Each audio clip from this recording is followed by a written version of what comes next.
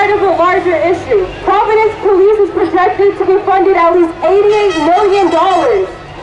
How much are our schools getting? How about housing? What does the city or state of Rhode Island do for any one of us while we are in the middle of a global pandemic other than a single $1,200 check? How many rents and mortgages can be canceled with that funding instead? To ensure that we're all safe and we have the means to survive during this pandemic.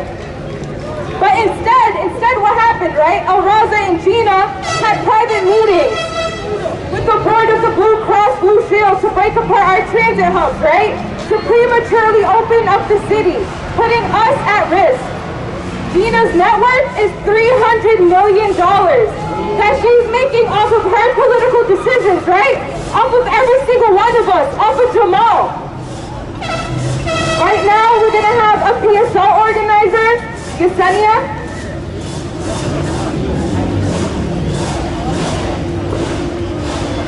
Peace, everyone. My name is Yesenia. I'm with the Party for Socialism and Liberation. And we have been fighting against racist police terror since our organization was formed 16 years ago. Wow.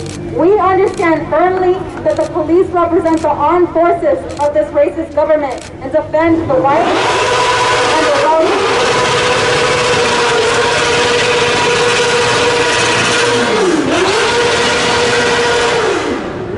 We have fought against police brutality in Boston, San Francisco, New York City, Philadelphia, Denver, Chicago, and more. All over this country, we have been on the ground organizing with families affected by police terror. Our own comrades have faced police brutality as well. In Denver, our comrades are fighting for justice for Elijah McLean and are being set up by several police organizations to frame our comrades. They are facing decades in prison for not killing anyone like the police routinely do, but for fighting against racism. Is fighting against racism a crime? So we are here today to unite with the family of Brother Jhamal and all who are outraged at the police's violence against our community. We are here not for a moment, but to build and to develop a movement that can win justice, but so much more than that our community deserves. The demand to jail killer cops has been a central demand of the families of the victims of racist police terror and the Black Freedom Movement. In nearly every single case, the call has been for the U.S. state, the local governments, and the federal government to indict, convict, and punish the police to the fullest extent of the law.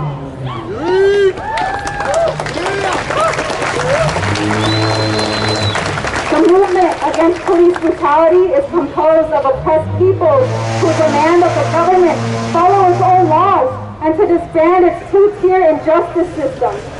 Police brutality affects the entire working class, and that is no different here in Providence. Providence Police are projected to have $88 million funded to them next year.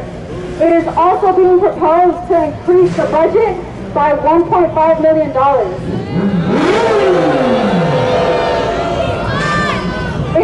In 2017, Providence budgeted $300,000 to pursue and confiscate ATVs and dirt bikes.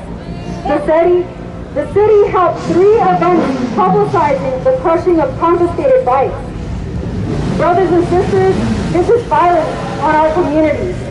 Yeah. Exactly. Yeah. Executive Director Sidney Wardell said that racism, quote, is like a cancer. It grows if unchecked. Well, isn't that what we have been seeing for the last few months?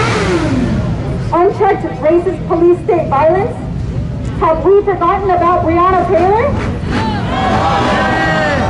In Minneapolis, where George Floyd was murdered and the police establishment said that they would defund and abolish the police, did they do either of those things? We believe that police, as